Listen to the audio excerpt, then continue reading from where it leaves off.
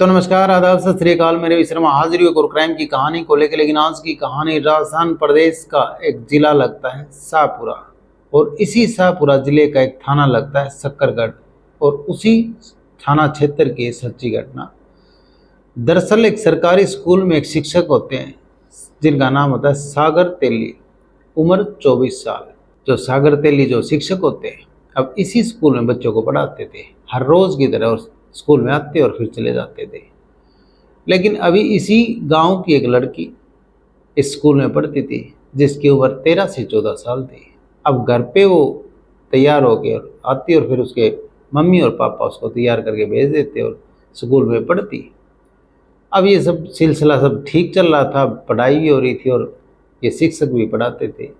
लेकिन अचानक फिर एक दिन इस शिक्षक जो सागर तेली होते हैं उस लड़की पे पड़ती है जिसकी उम्र महज 13 से 14 साल की होती है।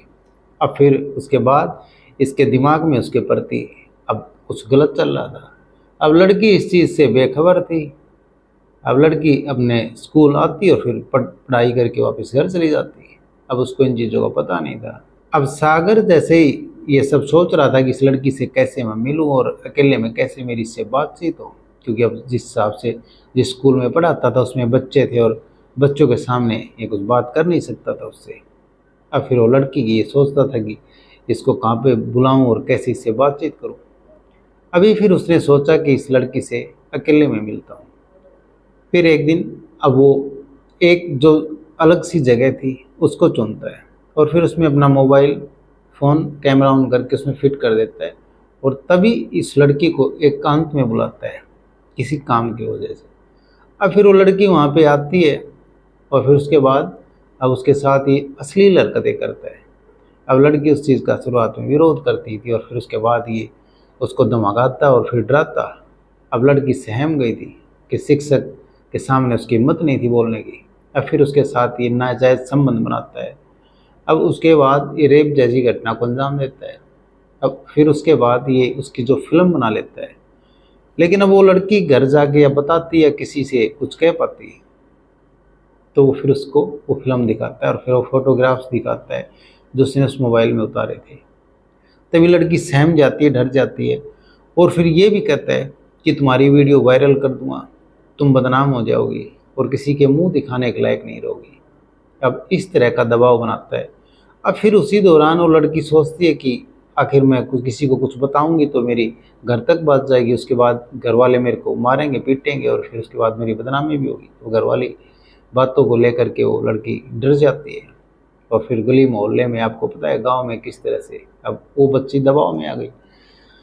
अब फिर वो घर चली जाती है, किसी को कुछ नहीं बताती। जो उसकी क्लासमेट होती हैं, क्लास में जो उसकी यार दोस्त होती हैं, उनसे कुछ नहीं बताती। अब फिर घर से अगले दिन फिर तैयार होकर के उसी तरह से फिर आती है। अब फिर से वही काम शुरू।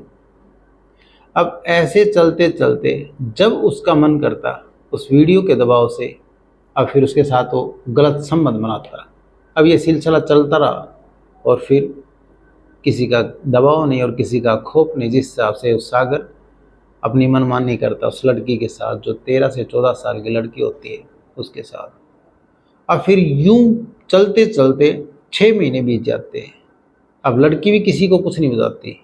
अब सागर को ये लगा कि शायद अब ये लड़की किसी को कुछ बताएगी नहीं और तुम ऐसे ही ये सब इसके साथ शारीरिक संबंध बनाते रहो और गलत काम करते हो।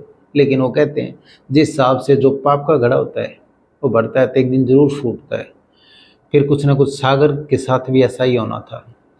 अभी फिर एक दिन सागर के साथ हुआ ये कि वो लड़की जैसे 6 महीने होते हैं, अब उसको फिर एक दिन पता चलता है कि उसके पेट में गर्भ है।